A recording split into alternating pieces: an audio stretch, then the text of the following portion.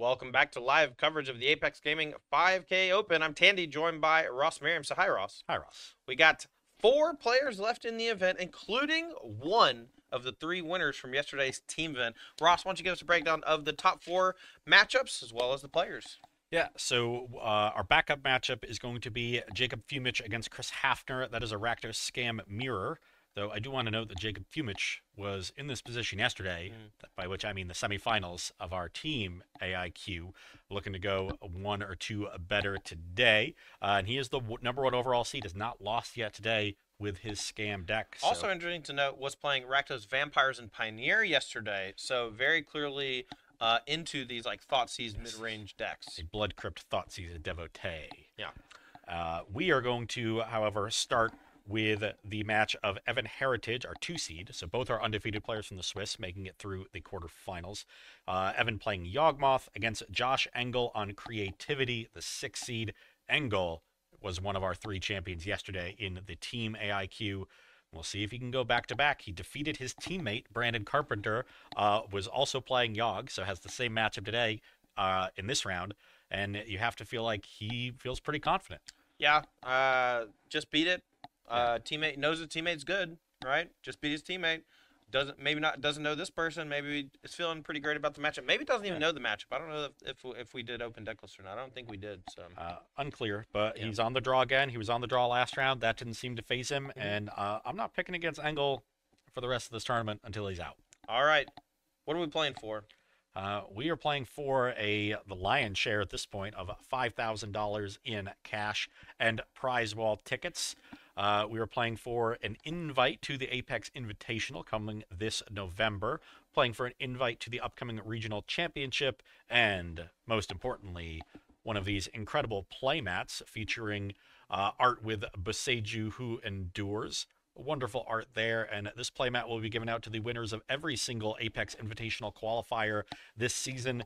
That is not only the AIQs that we run here at Apex Cons, but also AIQs run by participating stores all across the greater Southeast Ohio area.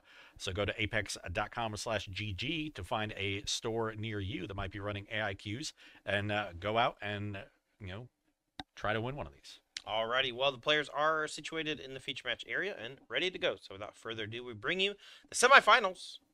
Let's get to it. One of these days. Heritage on the play, starting with Blooming Marsh into a Young Wolf. Engel responds with a Xander's Lounge. Doesn't even need to fetch for the turn 1 try on this game. All right. These players are playing fast. Great. I'm hungry. All right. Young Wolf gets in there for 1. Engel down to 19. Any 2 drops. Maybe Bowmaster hiding out. Maybe main phase of Bowmaster to play around Reprieve. Twilight Mire the land for Heritage, and no turn 2 play probably suggests a Bowmaster's in hand. Engel has Stomping Ground. You would think a Renin 6 is a great turn 2 play, but didn't have a fetch land. All right, going to deduce in response to the Orcish Bowmaster, so we don't want to give a buff or extra damage, but we're going to deal 1 with the Bowmaster ability, and we're going to go back with some serious pressure on the table. And if you think, why didn't Heritage just run out the Bowmasters to play around this deduce? Running it out before the end step would have been much worse against a Renin 6. So even though he doesn't get the extra trigger, I think this play was better overall. All right, Delighted Halfling plus Young Wolf flooding the board with the 1/1s. Now it's up to Engel to find creativity to get Archons onto the battlefield, and then it'll be whether or not Heritage has the Court of Calling for Yawgmoth to answer. Yeah, needs Cord or drawing a 3rd land, because then the Delighted Halfling will give him the 4th mana for a natural Yawgmoth. Heritage should be down, oh no, never mind. I thought one of those, I keep thinking one of these lands is Nurturing Peatlands, but I think that's a Twilight Mire. We have a Blooming Marsh and Twilight Mire as the lands here for Heritage. It is indeed a Twilight Mire, a 2 of in Heritage's list. Okay, Lightning Bolt is the play here. Targeting the Delighted Halfling to slow things down.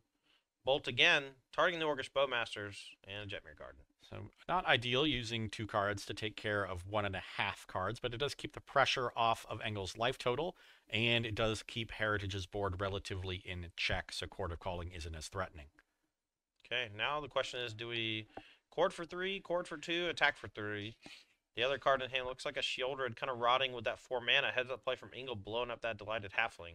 Looks like we're going to go for X equals 2. Hold Blowing up up both, Bowmaster. because any additional body on this battlefield would have allowed Heritage to cord for 4, and that would have meant Yawgmoth with 2 Undying creatures, and that probably would have ended the game. So Heritage deciding to play a little slow with his cord, and I agree with that. I think you really need to, get the Yawgmoth onto this battlefield, but getting punished for his attack. If he had left the 1/1, you could just get a Grist here, and that would still be solid. But now losing the Yawgmoth, there's not, or losing the Young Wolf, sorry, means that the Yawgmoth that you want to get isn't as effective. It means you're further away from being able to cord for it, and it means that you can't cord for anything more than 2 guaranteed next turn anyway. But there's no really good 2-drop to get here. No, but we do have Haywire Might, and Haywire Might could save you from a creativity on exactly the clue token. And so he's basically holding up a cord for Bowmaster or a cord for Haywire Might plus activate. And I think that that is a reasonable play considering Ingle's deck just 1-card combos you with creativity. Yeah.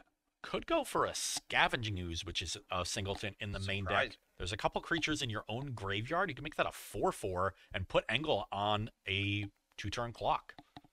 Okay, we are going to go cord for 2, but that gets hit with a Spell Pierce, and now Prismatic Ending takes away the Young Wolf. We'll see if Ingle has anything to follow it up, and it looks like we have a Dwarf and a Ren 6 minus, so completely decimating Evident Heritage's side of things. And Engle placing a premium on dealing with whatever bodies Heritage puts onto the battlefield, which I think is very smart in the Yawgmoth matchup. He is, really navigated this game beautifully. Yeah, and if he has creativity as one of those last few cards, could seal the deal, but it doesn't look like he has it yet. I see Fable the Mirror Breaker, but with Ren and 6, that plus Chapter 2 is going to look pretty juicy. Looks like we're going to go ahead and main phase fetch. Maybe going to go get another Dwarven Mine. Maybe going to go get a Colored Source. Depend what he wants to do with his turn. Does get a second Dwarven Mine. Yeah, the blockers are nice. They're also just things in play for creativity target. If you have to pop that clue to draw a card.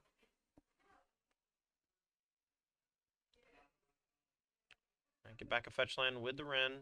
Already played a land for turn, so that one's just going to go to hand. I believe it's Reprieve and Fable, so a nice way to use all the mana this turn and protect yourself. Yeah, that's still a great turn for Josh here, and it might take a few turns, but he is really far ahead in this game, and I expect him to carry the day here in Game 1.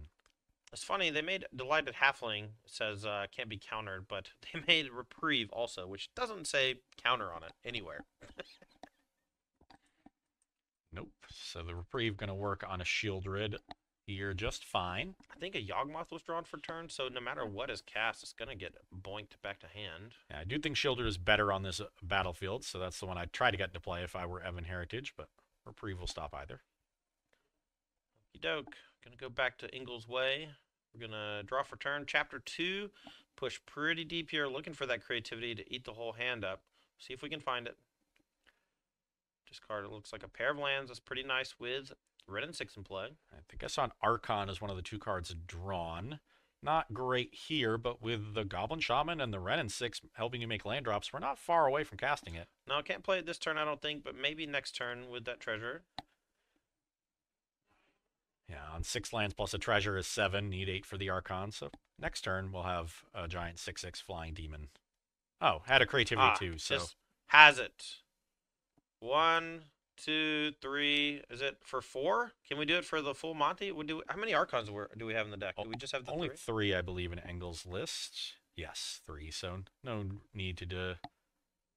All right, we're just gonna pack it in. Heritage says, you got it. Okay. Game 1 goes to Josh Ingle and creativity. Fable the Mirror Breaker finds that creativity, and that's all she wrote. Yeah, just a textbook game from Engel.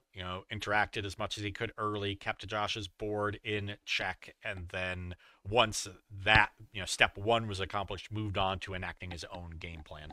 Yeah, really nicely navigated there from Engel, just using all the early removal to pick apart that Yawgmoth deck, keeping him off just off of 4 mana, multiple points, just off of Court of Calling for the right card, multiple points.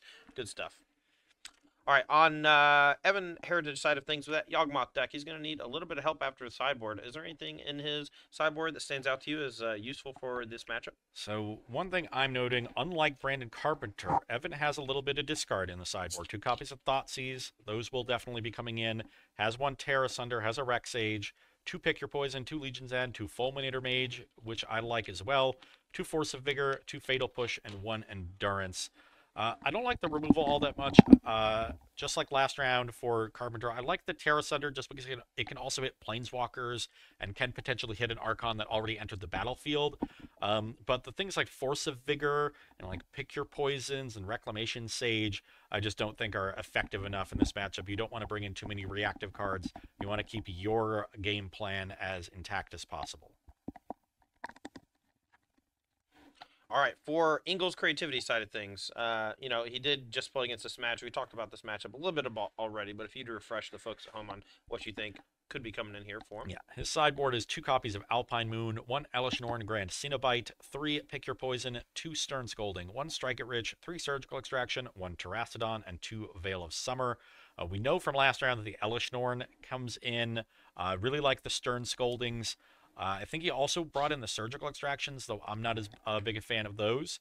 But I would assume those will come in just like last round against Carpenter.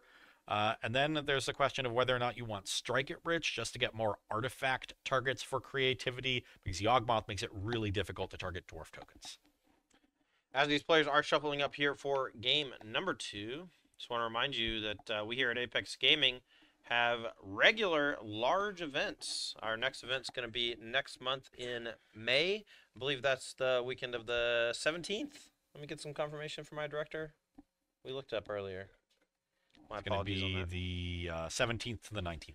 Yeah, May 17th through 19th is our next weekend here at Apex Con, and we're going to be doing this all over again. So make sure to come out to sunny Caldwell, Ohio for that event on May 17th and try to punch your ticket to the Invitational, win yourself some prize money, and maybe get something cool off the prize wall for your troubles. Yeah, maybe a sweet Beseju playmat. Yeah. Ross and I come up here about once every 45 to 60 days, depending on the season, and we always enjoy ourselves, and we're looking forward to coming back in May, and we hope to see you with us.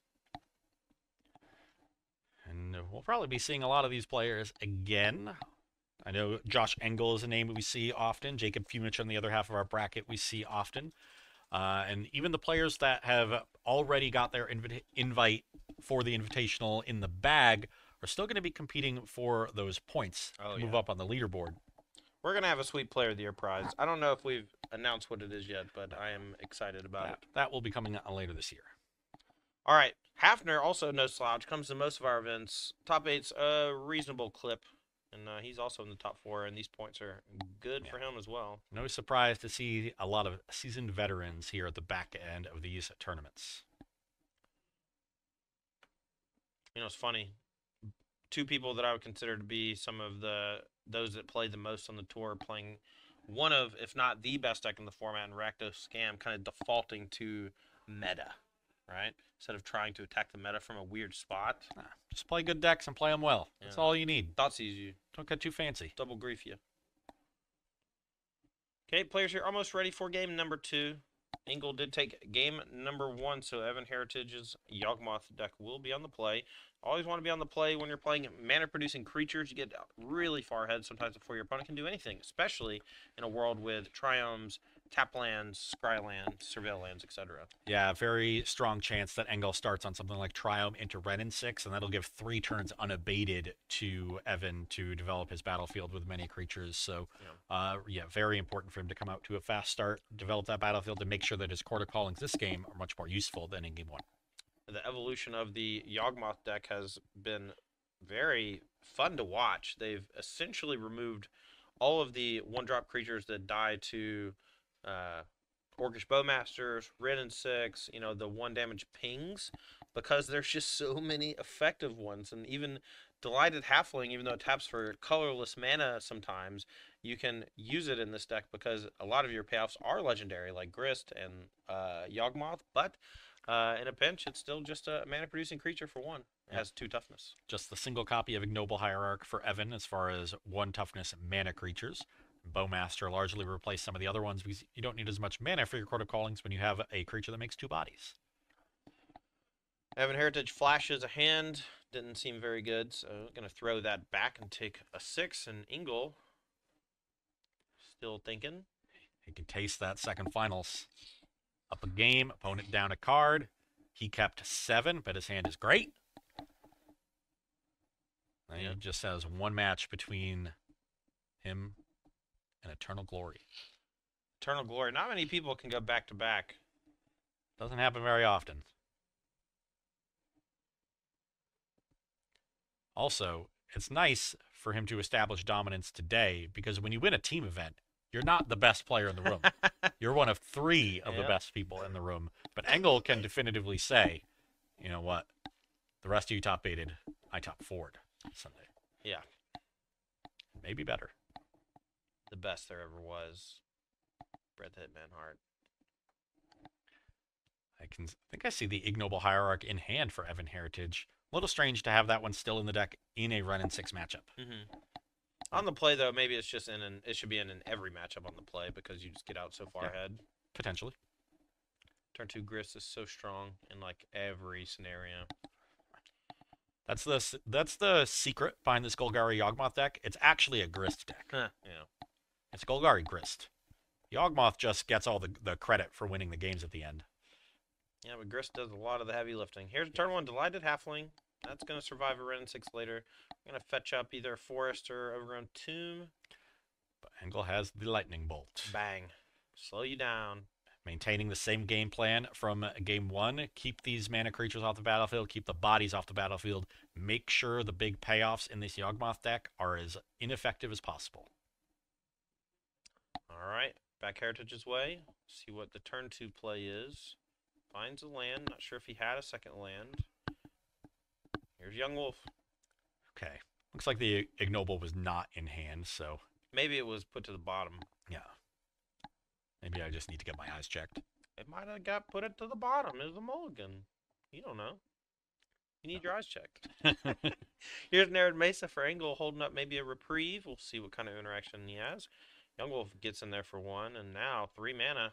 No play. Gotta be a Bowmasters for Evan Heritage here, but you would also figure Bowmasters would have been cast on turn 2. So I see Cord. I see Yaggers. And I don't know what the other I think it might be a second Cord. I think it's 2 different printings.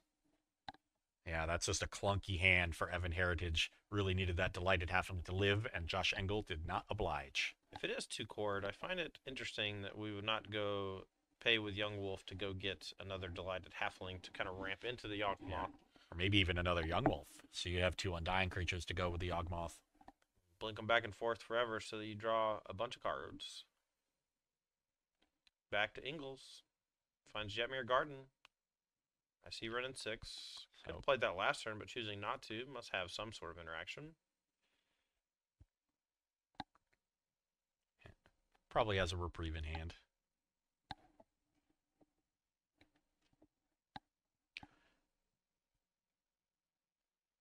And yeah, if he does want to keep leaving up reprieve, can't even play the Ren and 6 this turn. Which is quite a cost, but one that Engel is willing to pay. Setting up the mana, not really under any real pressure. Gonna wait for Evan to bite first. Doesn't mind taking a few points of damage. At some point, Engel is just gonna say, "All right, creativity for 1 with reprieve back up. What you got?" Every time we've watched Engel today, he's been pretty patient with creativity, waiting for being That's a lie. the window to go for 2 or 3. No, he drew it off the top of the deck both times we've watched him, and it was like immediately throws it on the table, doesn't even fetch up the Dwarven Mine, just dumps it all as fast as possible. Yeah. He knows when his opponent does nothing. That's fair. And it's often navigating to a spot to get his opponent to basically nothing, and then goes for it. This is a very interesting fetch from Josh Engel. Finds a Sacred Foundry on the end step. Could have found Xander's Lounge to complete Domain. Could have found a Surveil land like Raucous Theater or Thundering Falls. Instead gets a second white source. Here comes Ren. This is going to start getting the lands back from the graveyard. We did already play a land in Arid Mesa here. This was a white source that isn't the green source he needs to cast the Ren. So I would say definitely has a reprieve, and I think I've seen it at this point. Okay, Bowmaster going to come down and ping the Ren, so now we can maybe successfully attack it down. Surprise, no reprieve on the Bowmasters, because this does mean that the Ren is vulnerable. Yeah, he's probably got multiple lands in hand. The reprieve, not as big of a deal anymore. That green card, I just got a good look at it. Tear Asunder. Ah, that's the other card, not a second Cord. So Tear Asunder could also take down this Ren, but I'd much rather deal with it in combat than use a card from hand. Looks like we're going to main phase the Yawgmoth and see if Ingle has anything. And it looks like there is no reprieve there, or is way more interested in killing the Yawgmoth with Leyline Binding at the end of turn instead. That would be strange. Well, no, because then we get the untapping creativity with no Yawgmoth in play. Gonna get Dwarven Mind, put the Dwarf trigger on the stack, and deal with the Yawgmoth before the Dwarf enters the battlefield. Tight sequencing for Josh Engel. Brain genius.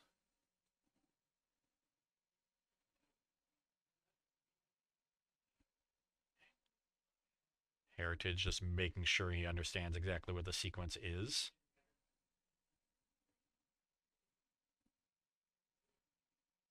Yeah, you can respond to your own triggers here. So Ingle going to say, maintain priority. I'm going to put this Dwarven Mind trigger on the stack. And before the token ever comes in, the Yawgmoth's never going to see it, we are going to play Leyline Binding here.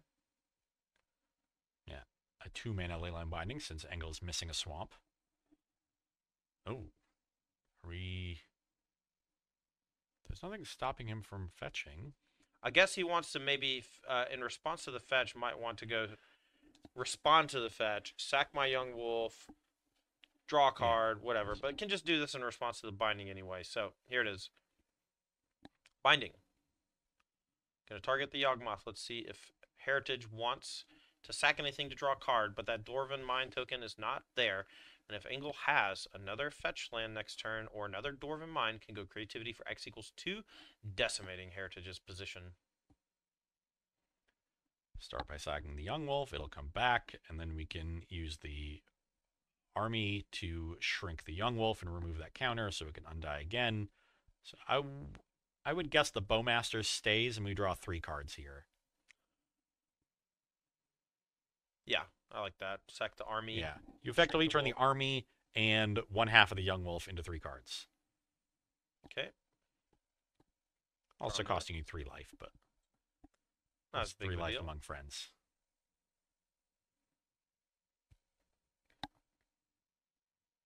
Yep. Draw another card. And now Binding resolves, taking the Yawg, and then Dwarven Mind resolves, making a 1/1. That first in, last out. That's the way I used to always learn it. Yep. All right. Super heads up play by Ingle. Very crispy.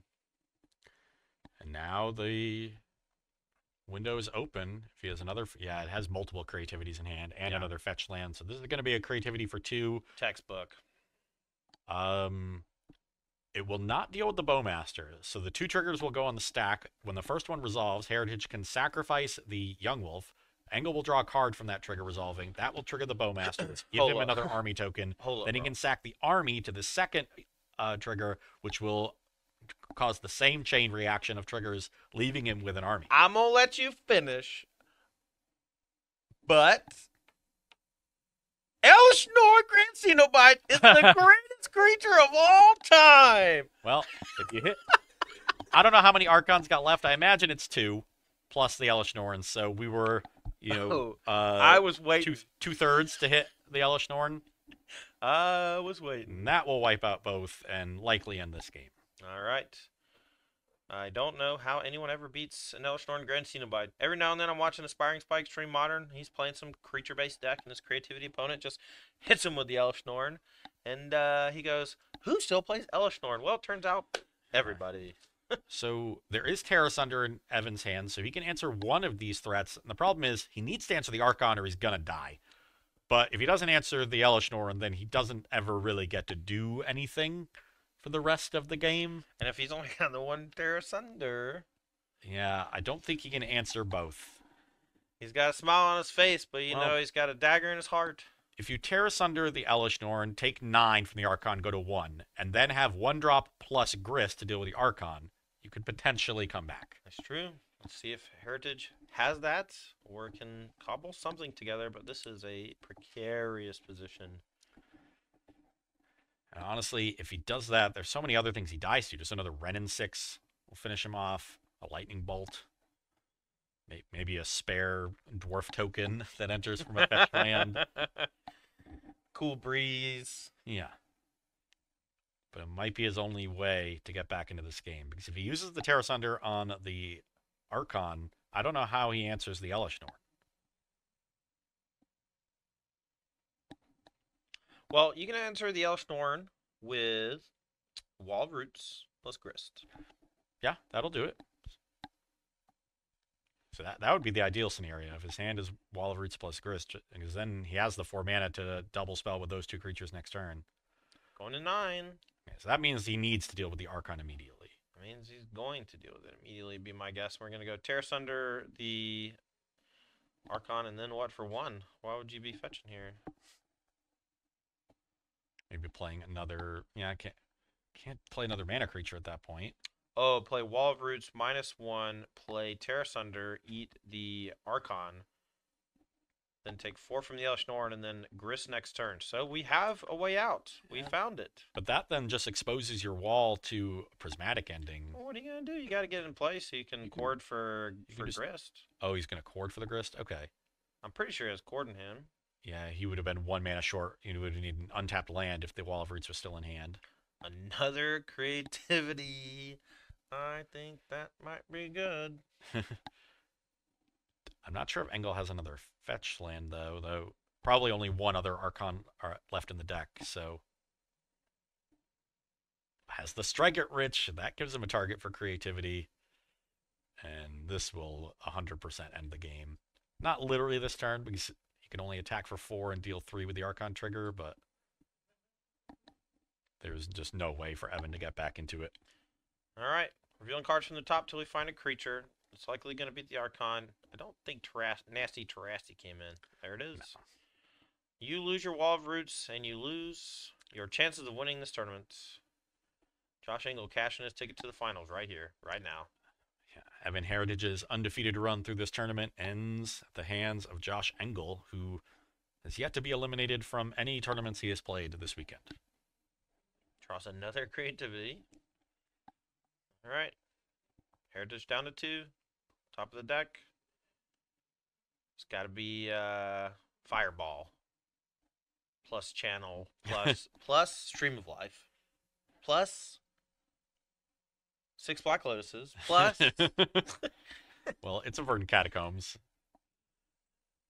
All right, going to go to 1. Concord for... Concord for 3. A Grist that doesn't do anything. Yeah, okay. Concord for a Wall of Roots. Dried Armor to die. Nice. To go get a Blood Artist to die.